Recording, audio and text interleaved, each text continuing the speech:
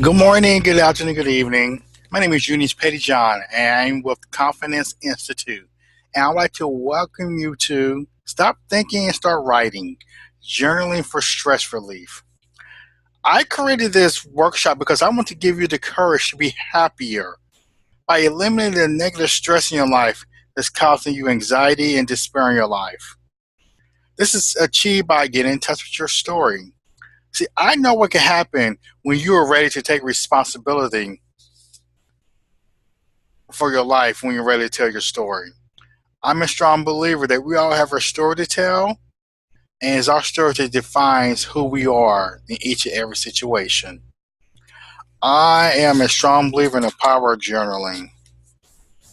But before we get moving forward, let me just all get together and kind of get centered and check in with ourselves and do a brief meditation.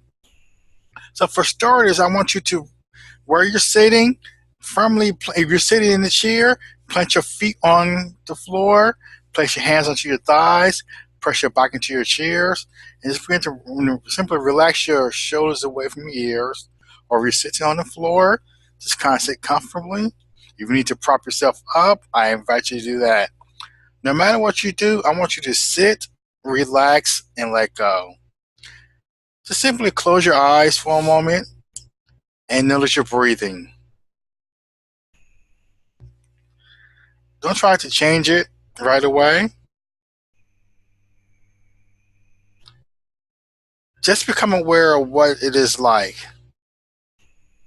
Is it shallow and short, or is it full and deep? Now allow your breath to deepen. Start by pulling the breath deep into your belly, filling the lower part of your lungs. Gradually allow the breath to fill the belly and the middle of the chest. Finally, allow the breath to fill all the way up to the top of the lungs.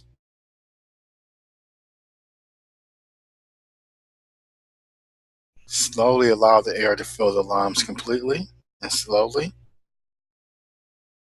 And begin to exhale. When you're exhaling, you're moving just as slowly, allowing the lungs to completely empty. Inhale through your belly, move up towards your chest, move up towards exhale your chest, lungs, belly. Inhale through your belly, lungs, chest. Exhale out of your chest, lungs, belly. Imagine that you are in a large group of people sitting towards the front of the stage. Up on the stage is your future self. Your future self begins to speak into this large group of people. And suddenly you come aware of a shift that's come over you and the entire audience. Your future self has in some way a profound impact on you and the rest of the people in the audience. You are all altered and are changed in some fundamental way. Aware of this impact on yourself and others, you leave the room altered for the rest of your life. Aware of this impact on yourself and others, you leave the room altered for the rest of your life. I have some questions for you to consider. What is the impact of your future self has on you and others? How were you and others transformed? Who was your future self being to have such an impact? Allow your just from here, just take another couple full deep breaths. Inhale, exhale. Breathe in, breathe out.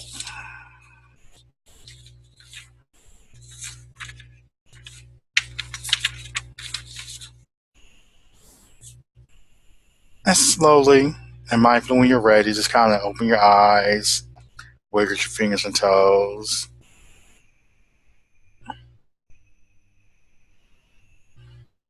And welcome. Before I get far, let me tell you my story. See, I've been journaling since 2005. Journaling took on a whole new meaning in 2008, where I reached the point where I was overwhelmed and stressed out. See, on July 31st, 2008, my moment of freedom happened when I walked into the gym in Northwest Washington, D.C., and turned in the last of my paperwork required to be a registered yoga teacher. On this particularly hot day in July, I wiped away all of the nonsense I was placed upon myself. I immediately felt the weight of the world disappear off of my shoulders and experienced an emotional and personal freedom of having nothing to do. On this hot day in July, when I finally said no, that's when my life truly began. See, what I share is the portion of my personal story that shaped who I am. I used to be embarrassed to share my story because I fear I would be judged by others. My fear and embarrassment led me to pretend that my story did not exist, and it's taken me years to feel comfortable to share my story with the world. My fear led me to pretend that my story did not exist, and I was embarrassed by my story. The reason why I was embarrassed because I was a product of the foster care system. In fact, I did two stints. And between my two foster care stints, I was adopted by not so nice people. The common theme that arose through my time in foster care and being adopted was that I was treated like the invisible man and left to figure out things for myself. I share this brief story to empower you to get in touch with your story. It is your story that shapes who you are and plays a vital role in various situations. Looking at my journals right here, this is journals that I worked on throughout the years. The current one I'm working through is the one that says Art Through the Ages, which is basically the old book that was turned into a journal. See, the only way for you to do the work is to stop thinking and start writing. So we're going to just talk about the power of journaling.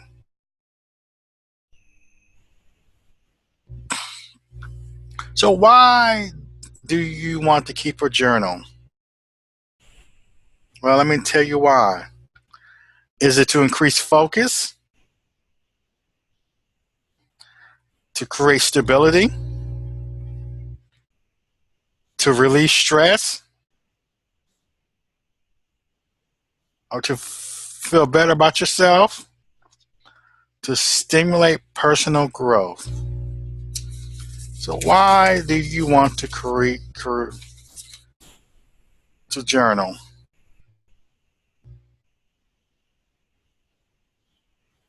So in other words, what is your why? Think about that question. And I'm gonna get back with you with that question. Now we're going to have a few words about stress. So let's talk about stress. Now there are many definitions of stress out there. Here's one that I'm going to use for this webinar. See, stress is the state of tension related to your body's attempt to cope with this environment. It is the body's way of preparing to meet a tough situation. Now, I do want to add that not all stress is bad. There are good stress such as getting married or watching a sporting event. See, stress becomes an issue when it's negative and starts to affect your well-being. And I'm just going to take a moment to just highlight the negative symptoms of stress, starting with the physical symptoms. such as back pain, sweating, headaches, tingling, nausea, shaking, numbness, digestion problems, neck pain, chest pain, discomfort, dizziness.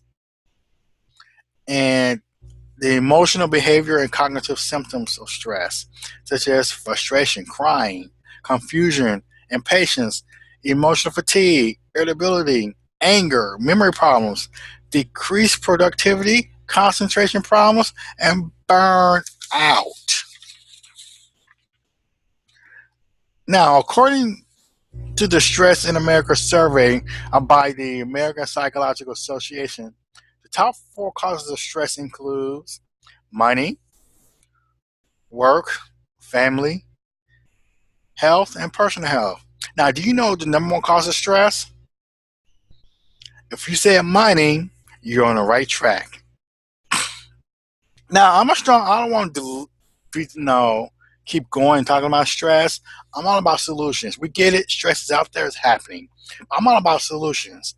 So, of course, for every problem, there are solutions. This solution requires you to have the courage to change. See, this courage gives you the power to learn to say no while needing to explain yourself. Remember, no is a complete sentence, and I'm a strong believer in saying no. See, when you have the courage to say no to what's not serving you, you're saying yes to the things that truly make you happy. So, what you want? Do you want to take a moment to ask, what does being happy mean to you, and what things make you happy? Just take a moment. No, you need to stop the recording and figure out what is your own personal happiness. Now let's go back to that question. What is your why? So why do you want to journal? Let me maybe have some more answers for you. But also I want to say, in order to increase your happiness in your life, you got to do the work. Dalai Lama said that happiness is something ready made from your actions. Happiness is not something ready made from your actions. From the Dalai Lama. See, doing the work requires you to tap into your personal toolkit. Basically, you want to write it out and work it out.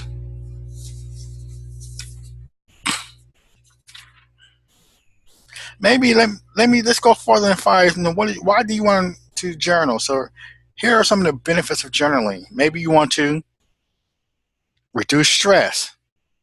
You want to heal. And when I say heal, you may want to heal from emotional trauma or any pain that you may experience in your life. You want to get to know yourself and get to live your truth. You want to grow as a person. Or ease problem solving. You want to create ease and flexibility in your life. You want to enhance your intuition and creativity, or you want to capture your life story.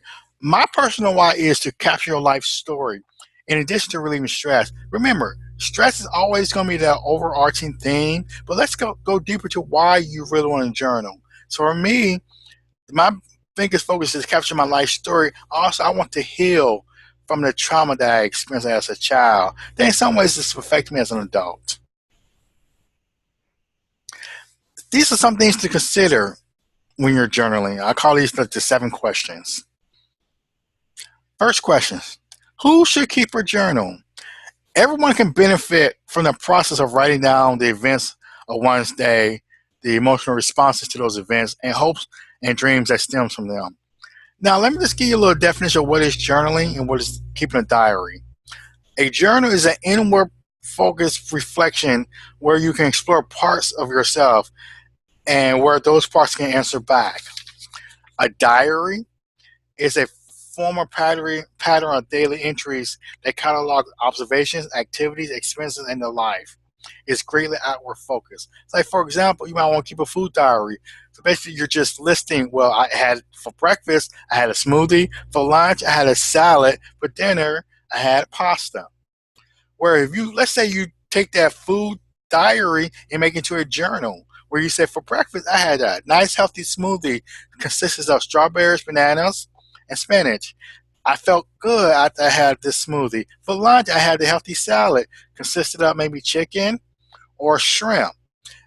It felt good. I felt light. I felt healthy. But then I had a pasta. I haven't had pasta in a while. I was craving pasta. And while I was craving it I haven't had it in a while. I don't know why I was craving it. I just know I needed to have pasta to fill up. And I felt good because I was able to honor my cravings. So when you're keeping a journal, you're going deeper into, and really go deep within, kind of go to introspective when you're keeping a journal. So, so what types of journals are out there? There are many types of journals. You have your career journals, you have your goal setting journals, you have your spiritual journals. What I mainly use is a gratitude journal, which I just say what I'm thankful for. Actually, this is what my gratitude journal looks like right here. This is, and here I have things that I am thankful for in my gratitude journal. A gratitude journal I like to use because it keeps things in perspective. Now, at times throughout the day, we might have that might always go turn towards the negative. Gratitude helps you to kind of stay positive, help you stay in the moment, stay present. Your thoughts and feeling journals, or those journals that you use, just write down your thoughts and feelings, what's going on throughout the day, no matter what it is. You get it out of your head onto paper.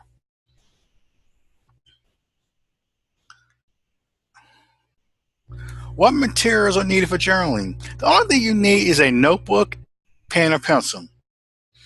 Just to get simple as that. Now you could get creative. There are all types of journals out there that you could buy, that you could try, but all you need is a notebook and a pen and pencil. Simple as that.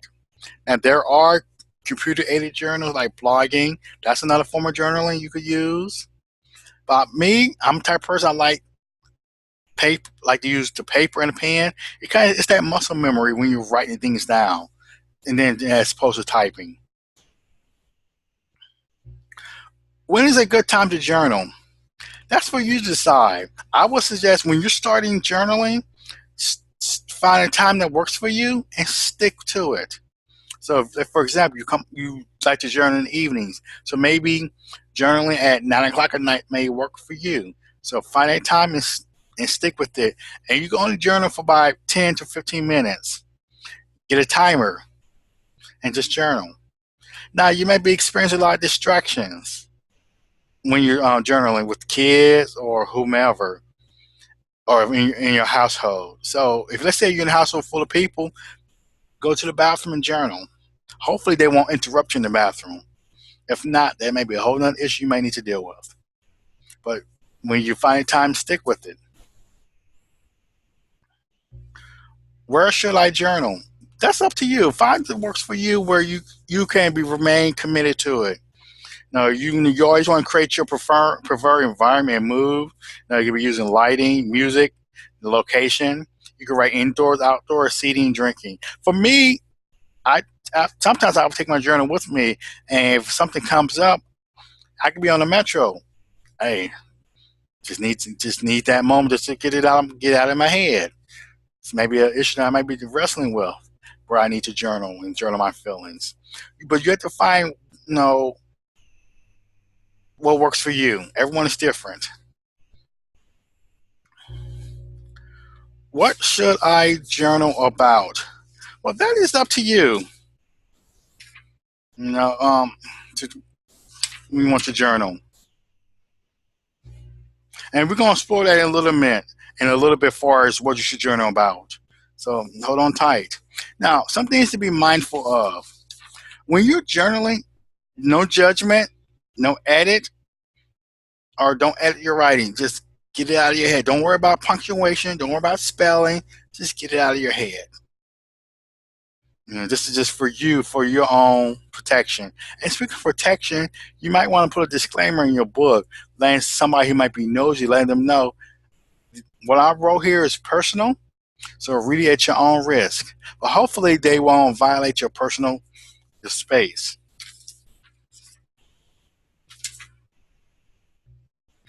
Now, talking about your journaling tools, there are many tools that you can use to help you when you're asking the question, what do I write about?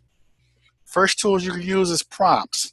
And what prompts are is basically a set of questions that you're giving, and you just have a response to those questions. Like, for example, I predict blank will happen next. Then you just write about it. And to me, prompts are the easiest way to get started on your journaling. Now you can just type in prompts or email me. I'll give you some prompts to get started with. Next one is lists. For example, lists are like usually most common is the list of 100, where you can list of 100 things that are on a particular topic. For example, you can list your 100 fears or 100 places that you would like to visit, and just list it. Don't worry about repeating yourself. It's okay to repeat yourself. It might let you know there might be a pattern, and so lists offer you a different insight to what's going on with you. Next one is the unsent letter. That is, you're writing a letter to somebody, or you write a letter to yourself, or you write a letter to God. Basically, you just don't send it. You just write it, get it out of your system. A common unsent letter is that you may be having an issue with someone, and you just need to write it out. And you might need to confront this person. So one way to do is you should write a letter to that person. To get your work through your feelings through this unsent letter. You don't send it to them, and maybe once you're done with that letter, you may feel that you may not need to confront him, or you may find a different way to confront this individual. So unsent letters are a way to really get your feelings out for you. Now, what I presented today is just a basic overview on the power of journaling. See, I'm confident that if you implement just one piece we talked about today, you will see immediate results. See, journaling helps you to express your personal thoughts, desires, fears, and dreams in a loving way. Now, well, let me just say this one thing. So there's an opportunity for you to go do a deeper dive with me. And so what we talked about with you today resonates and you're ready to go deeper, I do want to let you know about the Calmfidence Academy. With Calmfidence Academy, I have the coaching side and I have my mindset motivation challenge. Which on the coaching side, I have the mindful meditation journey track. Also, I have the journaling track. For the mindful track is considered of a 2-session or 4-session, where you understand mindfulness. You talk about mindfulness in your breath. You learn to find peace, and you're boosting happiness. And in both the 2-session or 4-session, in the journaling track, basically for your 2-session is your intro to journaling and journaling for positive thinking. Also, in your 4th-session, you were journaling for introduction journaling, just journaling for self-esteem, journaling for gratitude, also journaling for positive thinking in your journaling track. The Mindset Motivation Challenge, which is it's a 6-week online program that uses self-study where you can work at your own pace. Hopefully, my goal is to get it up and running by the end of the year, leading towards the new year. And why not? Starting 2016, being able to live with stress-free and greater clarity and greater purpose. I want you to stay in touch with me. So, go to Facebook and like my Facebook page called Calmfidence Institute. You can follow me on Twitter by Inspired by JAP. I'm on Instagram at Juneous Pettijohn, or you can follow me on Pinterest at Kwaku06. Also, go to my website at www.calmfidenceinstitute.com. That is spelled www.calmfidence.com. Again, I look forward to hearing from you, working with you. Thank you for this time, and namaste.